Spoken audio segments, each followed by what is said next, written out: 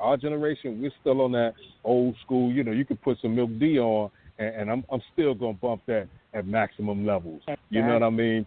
But then my son's generation is a different flavor.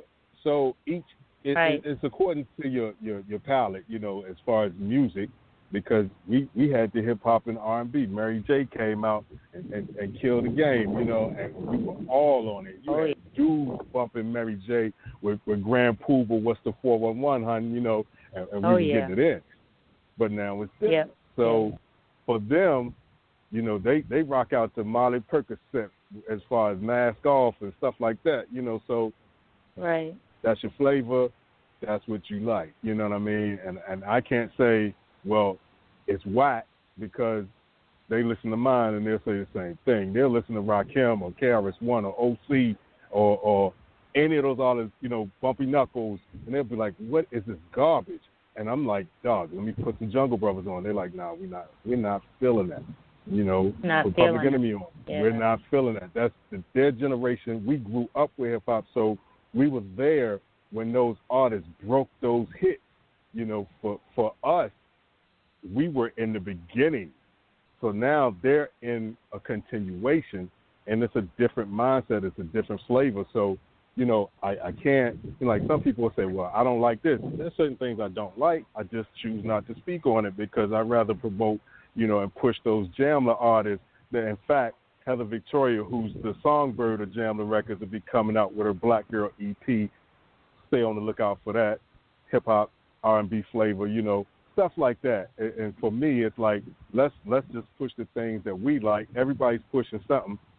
But at the end of the day, all of our people are doing something productive. You might not like the message that they're giving, but they could be doing so many other things other than making music.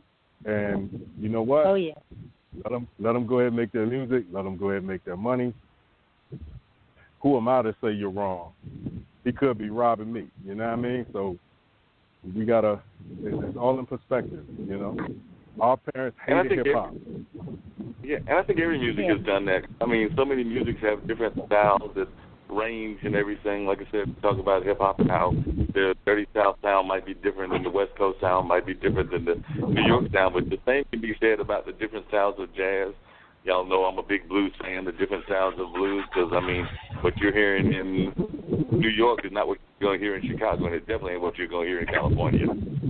Right. I think everybody has the different styles based on the region that they're at and how the music is influenced by whatever that community is, because the Southern folks are going to be influenced by even a little bit of that Southern soul kind of stuff with their hip-hop. So I even see some of the influence of Southern soul, which to me is another form of blues, in the Dirty South hip-hop. So you definitely see people's influences from their regions influencing how they create their music.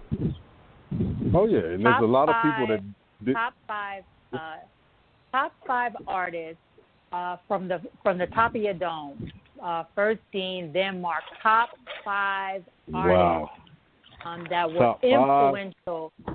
Top 5 in the hip-hop game or music, period, that just highly influenced and made, you know, just made a stamp on things, you know, when it comes to music.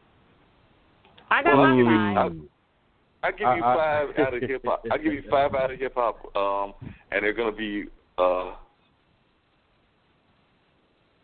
just the way that they're going to be different styles and everything. Because 3 I can think of off the top of my head. I'm going to probably have to think about 2 more, but right off the top of my head, because I like what they do on the political front. You talked about me being with a political mindset, and I've had that even back when I was in college and everything. So definitely, I think that Public Enemy would be on that list.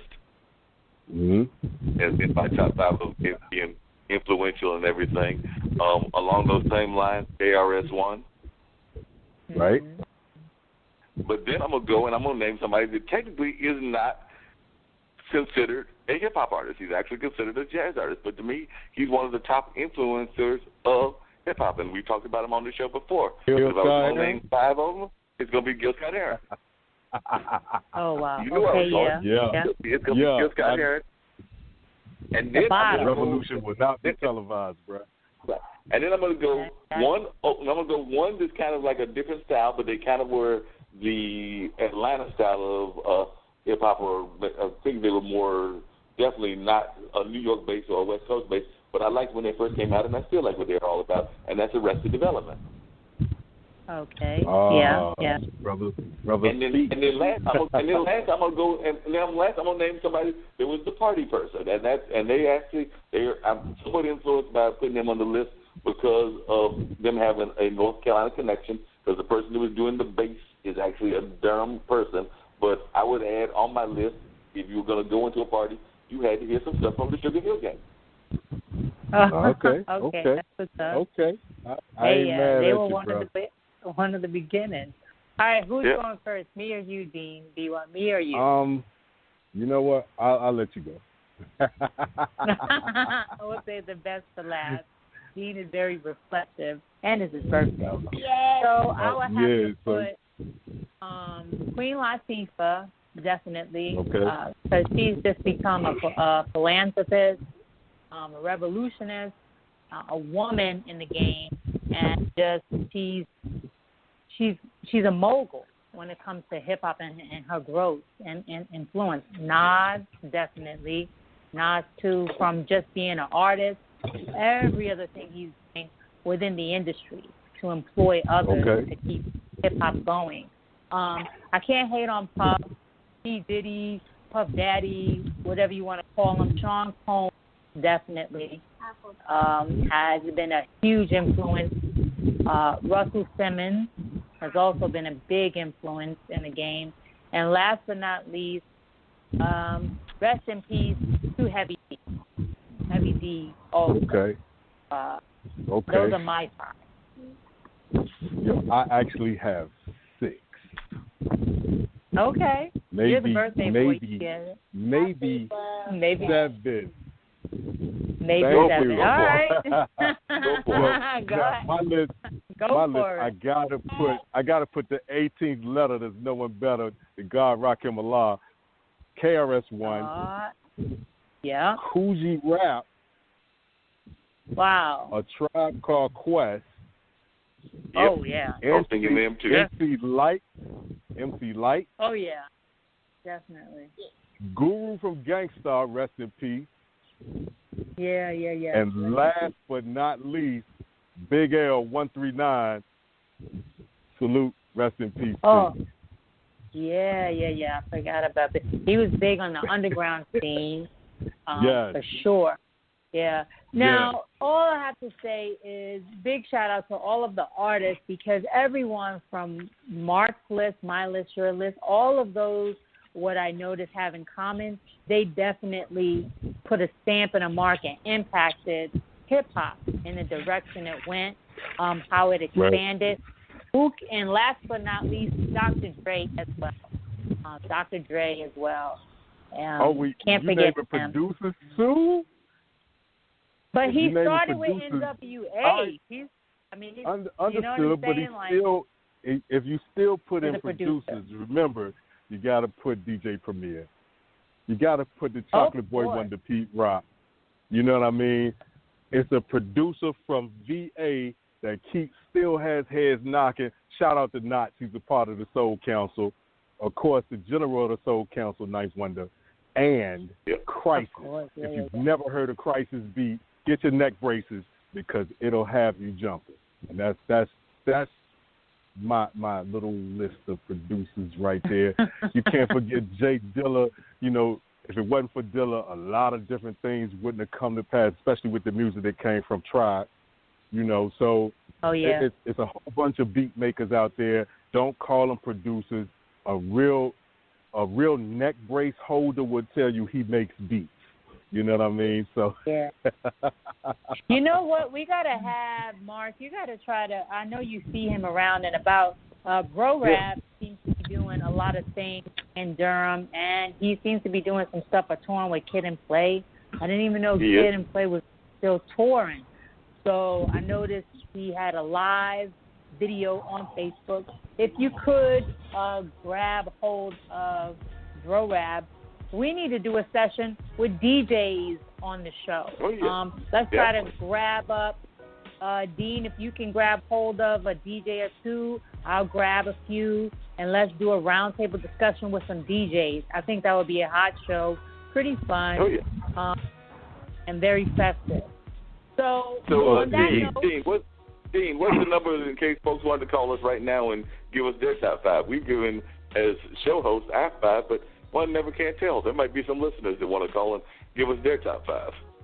You know what? If you want to call in and give us your top 5 MCs, spitters, heat makers, whatever you want to call them, give us a call at the Voice of the People, 646-668-8393.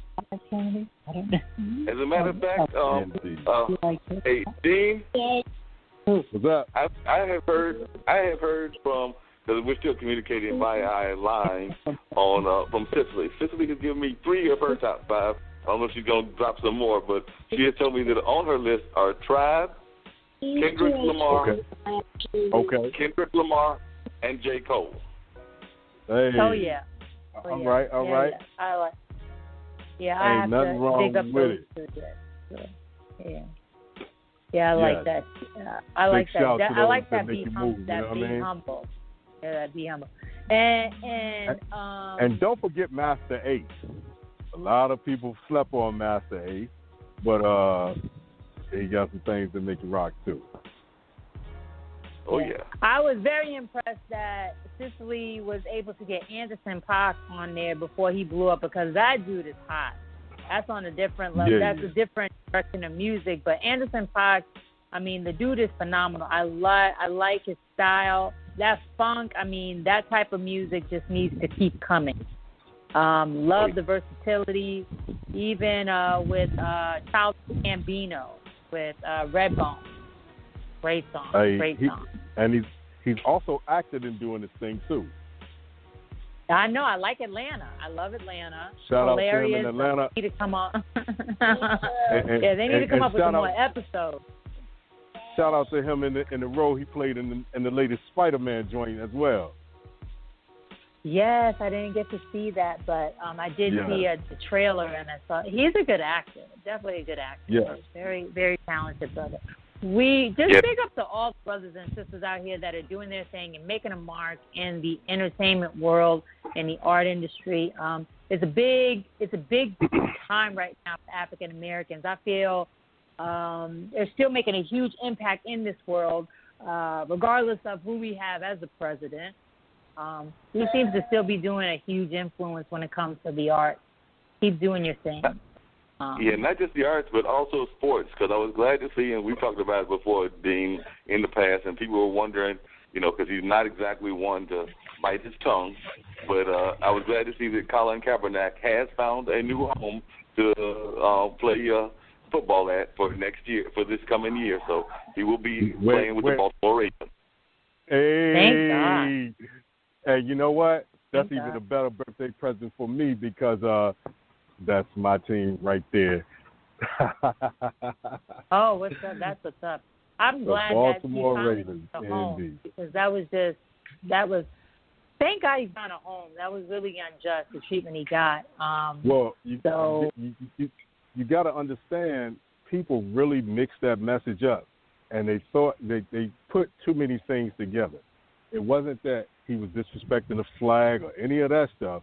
He brought attention to the third stanza of the Star-Spangled Banner, which, if anybody reads it, we can post it to the page and you can judge for yourself. That was the original argument. That's it. And everybody started reading into it. He's being disrespectful to veterans. He's doing this. Well, you know what? This country hadn't been too nice to the veterans. My father is one. And I have a number of friends who are veterans, and the treatment that they receive is appalling. So, they can't really say, well, I'm not going to do this. They wrote a check payable with their lives if needed be. And they served this country with dignity, honor, and respect. And especially those of us who are melanated, we are still being treated to a certain degree in a different manner.